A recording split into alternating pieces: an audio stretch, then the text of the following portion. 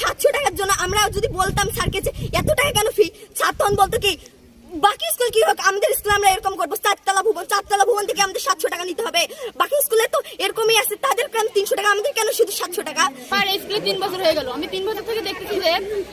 Sir যখন আমরা অফিসের মধ্যে ওইদিকে যাই তখন দেখি স্যার ভাত খাচ্ছে, নাহলে ফোন টিপছে, না হলে কার সঙ্গে গল্প করতেছে, কোনো কাজ করা দেখিনি। শিক্ষকরা যে আমাদের ক্লাস করায় উনি দেখতে যান না যে কিভাবে ক্লাস করে। এমনকি আমি যে ক্লাস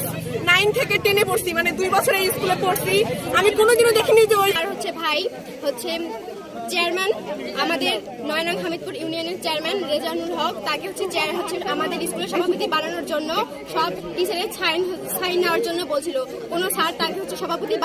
না বানানোর জন্য বলছিল, তার জন্য স্যারদের বেতন ছাড় অফ করে রাখছিল। 4 একটা ভবন আছে, সবগুলোতে 1 2 3 4 4টা করে 4টা 8টা, এই সবগুলা 10 আমার